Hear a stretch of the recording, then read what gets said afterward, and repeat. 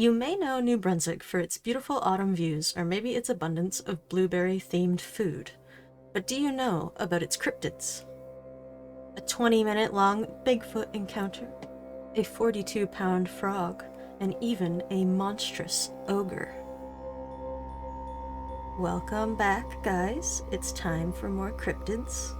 We've covered Nova Scotia, so let's explore the neighbor province New Brunswick next. This province has some fantastic folklore and spooks to offer. Here are some more maritime monsters. The Lake Utopia Monster, or Old Ned. The Lake Utopia Monster, lovingly known as Old Ned, is a lake monster that may live in Lake Utopia in Charlotte County, New Brunswick. Ned is said to be cetacean in appearance, similar to a whale. He's around 20 feet long, reddish-brown, and has a huge head. Some say he has scales like a reptile. The creature's mouth is lined with razor-sharp teeth, and his body is undulating.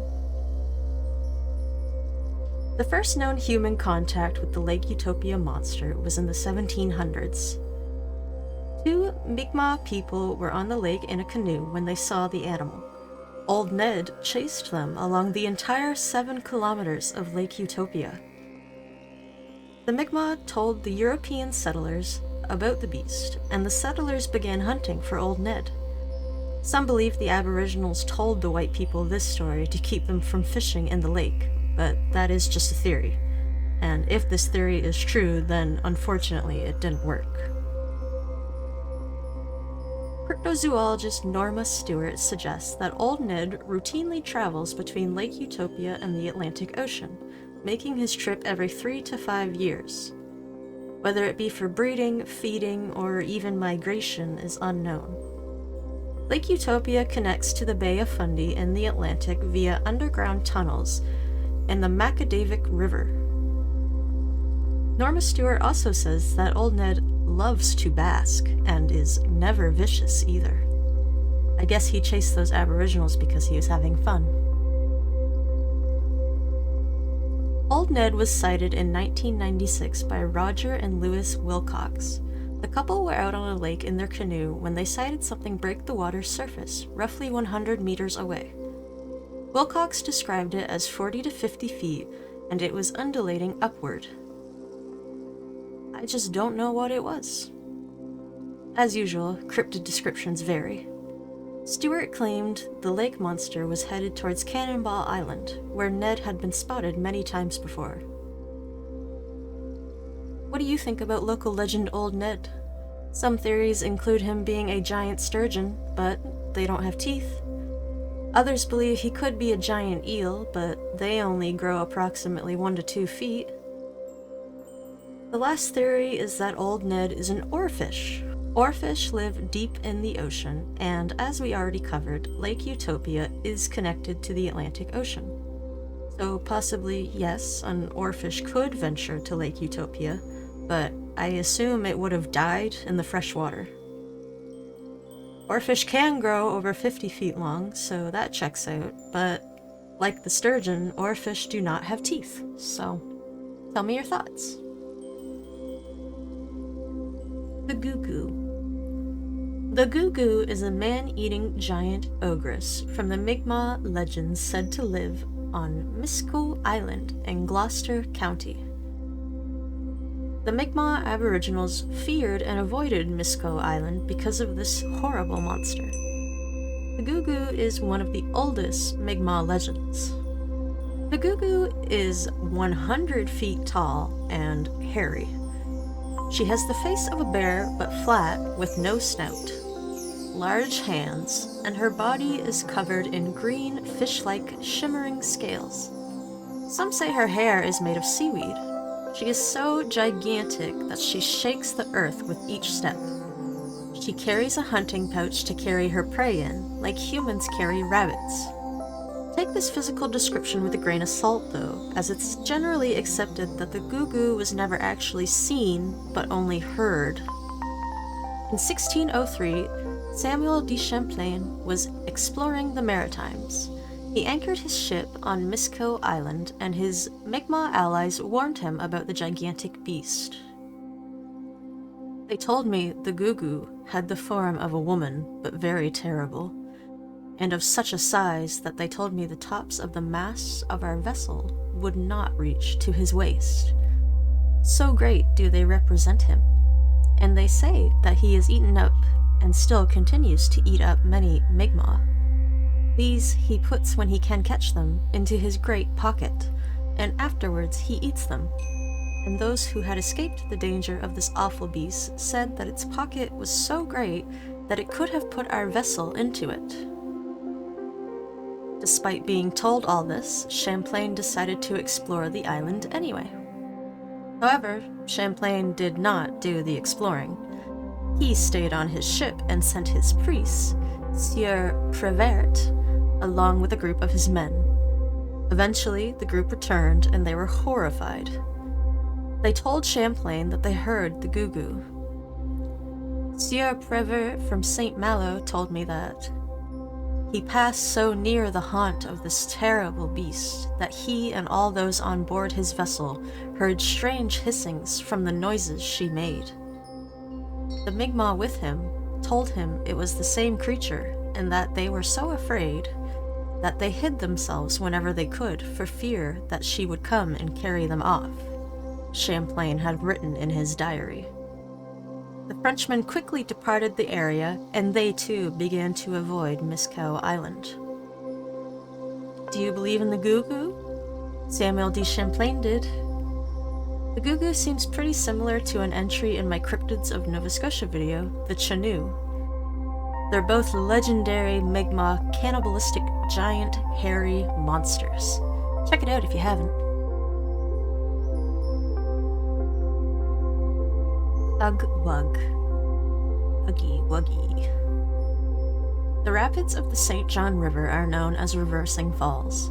This is because the tides are so extreme that twice a day the current changes direction.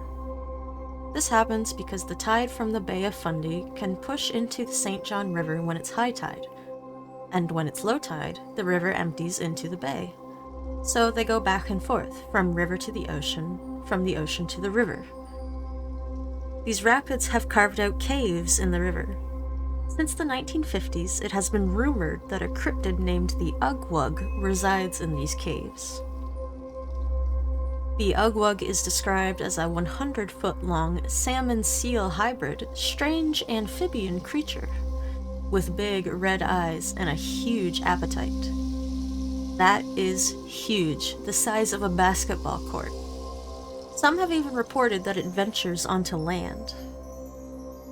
The St. John Free Public Library card catalog cites David D. Archibald's article, Rio de la Vuelta, as the first record of the Ugg-wugg. Unfortunately, I cannot find a copy of this article, only different articles mentioning it. Mythological creature resembling both a salmon and a seal, which inhabits the waters near the reversing falls. Archibald claims a group of hunters were the first to sight the monster. Here is one of the stories Archibald published. A diver was diving in the river when he supposedly saw the Ugg-wugg. When he was brought to the surface, his hair had turned chalk white from the experience of what he had seen in the murky depths. We will never know what this man saw, for he refused to tell what he had seen and died soon afterwards. Archibald also claims Ugg-wugg is Inuit for friendly animal, which is very cute, but there is no known language with that translation. Also, the Inuit have never lived in New Brunswick. The closest the Inuit have been to New Brunswick is the Nunavik in northern Quebec. This makes it quite confusing as to why this animal has this name. It is heavily theorized and possibly confirmed that the Ugg-wugg was created to drive tourism to St. John. There are no records of the mysterious creature before the 1950s, and the first time anyone even heard about the Ugg-wugg was when the Reversing Falls trading post operator John Morris Robinson told Archibald the tales. The operator of a trading post would obviously benefit greatly from tourism. Once upon a time, many years ago, lived a creature, so they say, hidden in the caves of Reversing Falls. Who knows, he could still be there today. Ugwug, lies in the sun, or he goes for a swim. Ugwug, oh how I wish I could see him. A poem by Francis Alar.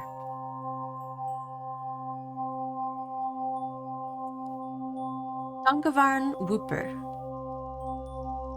No video about cryptic New Brunswick folklore would be complete without mentioning the tale of the Dungarvan Whooper. He's more of an entity than a cryptid, maybe even a ghosty ghoul. A young Irish cook, most often called Ryan in the legends, began working at a lumber camp near the Dungarvan River, close to Miramichi in Northumberland County. Ryan had always worn a money belt around his waist, and he was unusually rich for a cook. Ryan would wake up early every morning to prepare the lumberjacks' breakfast, bread and salted pork, yummers. And once he was ready, he would wake up the loggers by loudly whooping. He was known for his boisterous whoops. One day, after breakfast had been eaten and the lumberjacks left the camp to work, the big boss man stayed behind with Ryan. The two were strangers to each other, so Ryan was slightly unnerved, and he had every right to be. The boss murdered Ryan and stole his money belt. When the workers returned and found Ryan's body, the boss claimed Ryan had suddenly become deathly sick and collapsed. The lumberjacks noticed that Ryan's money belt was nowhere to be seen. Under the orders of their boss, the men took Ryan's body deeper into the forest and buried him. As they made their way back to camp, a terrible storm started and drenched them. Amongst the wind and rain, the men were horrified by deafening whoops and howls. When the sun rose, the entire camp packed up and left. The ghostly whooping was terrifying enough that they never returned. Whooping has been heard in the woods around the Dungarvan River to this day. It usually happens around sunset. Some even describe the smell of frying pork in the forests as well. They theorize this is Ryan's ghost attempting to lure people to his grave, specifically his murderer. I wonder if Ryan ever got his revenge. The story of the Dungarvan Whooper inspired the name of a Canadian Eastern Railway passenger train. Locals said that the whistling of the locomotive reminded them of the Whooper and his whooping. The Dungarvan Whooper train travels from Newcastle to Fredericton, following the southwest Miramichi River. Sasquatch or Bigfoot. The classic Sasquatch. Huge, hairy humanoids, similar to apes but more human in stature. This entry is taken from the amazing Bigfoot Field Researchers Organization website, bfro.net. A gray and brown Sasquatch was sighted in Cushibugwak Provincial Park. This was an extended sighting around 6 or 7 a.m., and it lasted for roughly 20 minutes. Here's the report straight from the website. Hello, my name is Steve, and I would like to share my sighting with the group. Before I go any further, I would like to say that this is a fantastic website, and if I would have seen it in 1998, I would have posted then. Having looked through the site, I noticed other sighting in the New Brunswick area, one around the same time as mine. During the summer of 1998, July or August, I set out on a solo vacation from the Ottawa area to travel the eastern provinces. I first visited a friend in Red Banks, New Brunswick, where I left my car and trailer. The next day, I got on my motorcycle and headed to Cushibugwak Provincial Park on the recommendation of my friend. The next morning, I got up early and decided I would like to take advantage of what trails the park had to offer. I picked the bog. This was the largest bog I had ever seen. It is something like 1.5 kilometers wide by 0.75 kilometers across. You walk along a short trail through the forest, and then, wow, you are presented with this incredible bog. I climbed this small viewing tower located at the start of the bog and took in the spectacular view. I remember saying to myself, let's see what animals I can spot, and then seeing something and saying to myself, there's one. I pride myself in having exceptional vision, and I focused as best as I could on this animal. It was directly in front of me at an estimated distance of 500 feet. It was a grayish-brown color from head to toe. It was walking away from me. I never once thought it was a man, as its coloring was too close to its surroundings and too uniform. The only problem I had was that it was walking upright. I watched it until it was out of my sight, desperate to get an identification. Once I couldn't see it anymore, I descended the tower and walked along the boardwalk through the bog in the same direction as the creature. At the end of the boardwalk, I thought about going into the bog to look for it, and fear of the unknown caused me to turn back. Before leaving the bog, I went back up the tower, and it was exactly where I saw it the first time, except this time it walked right across my field of vision from right to left. It was close enough that I could see light between its legs, and it walked and noticed its lower legs and arms seemed longer than a human's. It appeared to be picking things up as it walked.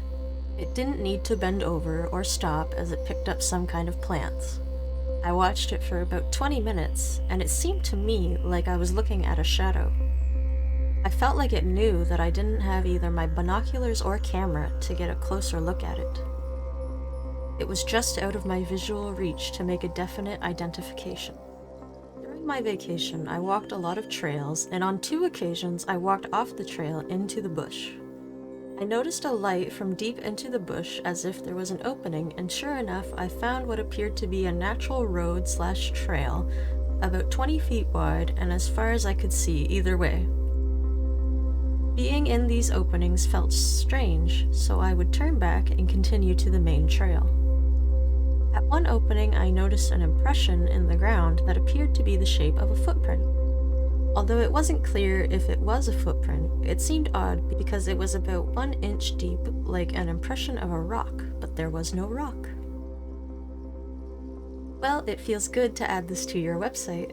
I have always thought the Sasquatch existed from a young boy growing up in the 70s, but it was the furthest thing from my mind when I woke up that morning. Follow-up investigation report by BFRO investigator Matthew Moneymaker Ching. I spoke with Steve at length and found out additional information about this incident. In his report, he said at one point during the 20-minute observation that he felt as though he was looking at a shadow. I was particularly interested to find out what he meant by that.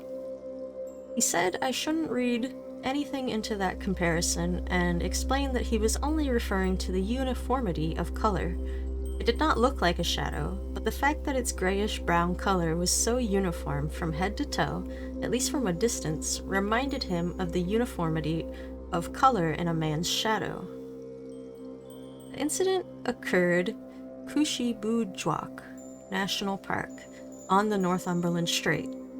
This is a protected natural reserve where absolutely no hunting is allowed at any time of the year, in a country where any guns are scarce due to strict gun laws.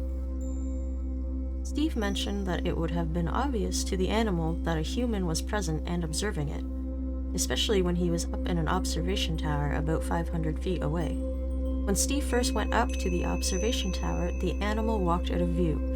Then, after Steve walked along the boardwalk at ground level for a while and returned to the tower, the animal had returned to the part of the bog where Steve first saw it. This was when the long observation occurred, and the animal calmly walked around, picking things up from the plants in the bog. Steve says the animal knew he was there in the tower. The tower only has a guardrail-high barrier around it. People are visible from the waist up. Steve was wearing a black motorcycle jacket and jeans. He was not camouflaged or concealed on the tower in any way. The The animal went about its business without paying Steve much attention. Steve's sense was that it left his view initially not because it was frightened of him, but rather because it didn't want to cause a fear reaction in him. When it saw that Steve wasn't going to react with fear, it wasn't bothered. This was just Steve's feeling at the time, which he stands by, and is entirely possible. Regarding the grazing activity, the animal didn't reach down to the ground, but rather to the low, approximately 1.5 foot high, flowering plants in the bog. It didn't bend over, but rather bent its knees slightly when reaching for whatever it was grabbing, which is unclear. Steve now believes it was most likely grabbing for the berries and flowers on the plants. There is some unusual natural vegetation in the bog as well, including Venus flytraps, insect-eating plants. Other information provided about the bog area allowed me to identify it as Kelly's Bog. Kelly's Bog is located on the following map below the word source in La Source. This map doesn't mention the name Kelly's Bog, but it is fully described on this Canadian website. The following low-res map shows the central part of the park where Steve had his sighting. You can see the words "The Bog" below the caption for La Source in the center of the map. That's the location of Kelly's Bog. Another map showing eco-zones of the park reveals how large Kelly's Bog is. This sighting is fairly important for various reasons. It occurred in daylight, and the animal was feeding out in the open for an extended period, even after it knew it was being watched by humans. It occurred in a remote Canadian national park, no hunting ever, but in an area developed for nature visitors. This park likely gets very few visitors each year. Steve was there at the height of summer, but his motorcycle was the only vehicle in the parking lot.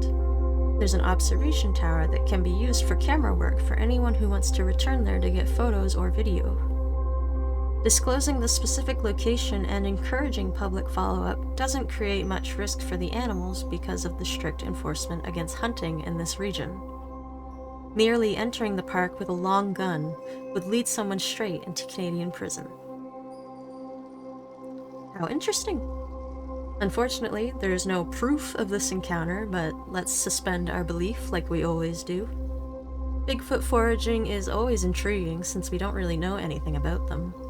I suppose we could assume they are omnivores, as they are ape-like. Maybe the Sasquatch is vegan. Coleman's frog. Yes, more frogs. I love frogs. This big girl is the Coleman frog. She's allegedly a taxidermy of a real frog that was first discovered in 1885. When Mr. Fred Coleman was out on Killarney Lake, a friendly bullfrog jumped into his boat. It is said that this frog weighed over 7 pounds. For reference, the average American bullfrog weighs 1 to 2 pounds. For the next 8 years, Coleman raised the frog and fed her a steady diet of whatever he was having for lunch. Whiskey, baked beans, buttermilk, and cornmeal. She also occasionally fed on insects such as June bugs. Due to this upbringing, the bullfrog came to weigh an insane 42 pounds. The friendship between Fred and the frog grew nearly familial, and Fred had trained the frog to come at the sound of a dinner bell. Despite reportedly being shy, she entertained guests and soon became a local legend. It was believed that touching her would bring good luck and prosperity. Over time, the huge frog was given the name Cornelia Webster. Cornelia Webster was allegedly killed in an accidental dynamite blast around 1903, and her body was shipped off to Bangor, Maine to be taxidermied. Once returned to New Brunswick, she was displayed in Fred Coleman's Barker House Hotel office in Fredericton.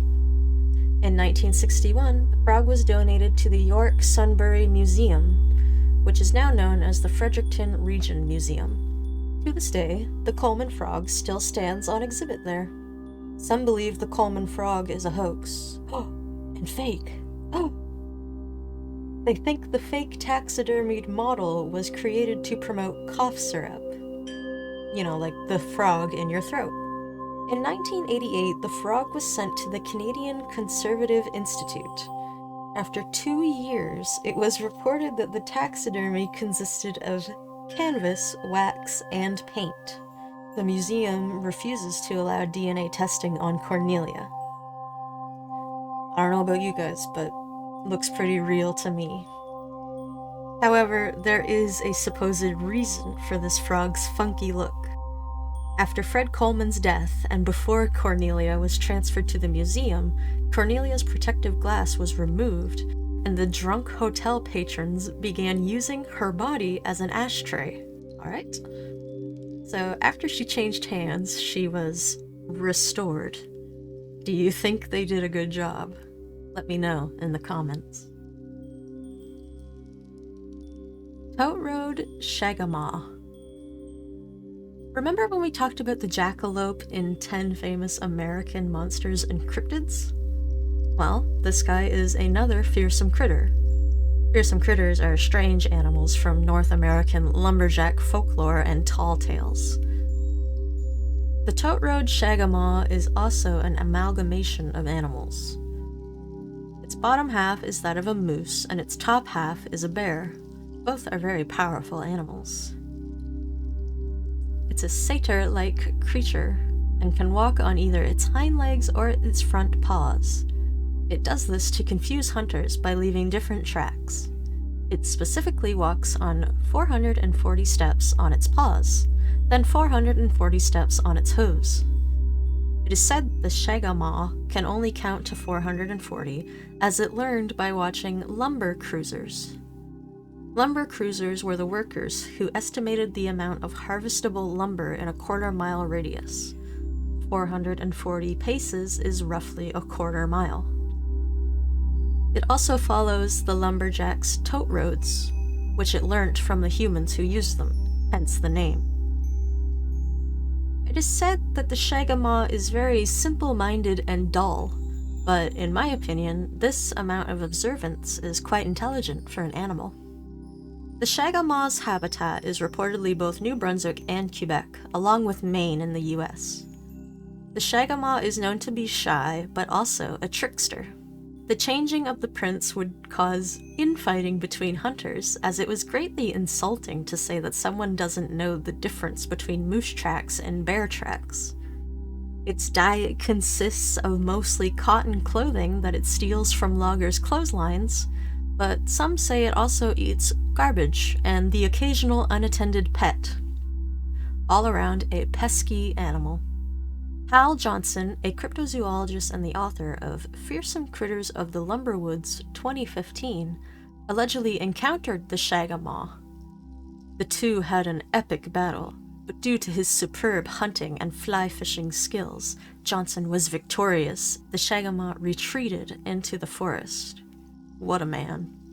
Fearsome critters are generally accepted to be fictional, but what do you think? Could a crazy critter like this ever exist? Do you know of any other New Brunswick-based cryptids?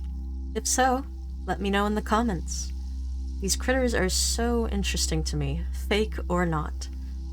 The stories are full of wonder and mystery. I think our next stop will be Prince Edward Island, so look out for that. Thank you again for watching, and I hope you enjoyed. Don't forget to like and subscribe, and if you're interested in gaming, follow me on Twitch. My link tree is in the description below. Some of the images I used in this video were actually also drawn by me, so check those out as well. Bye bye!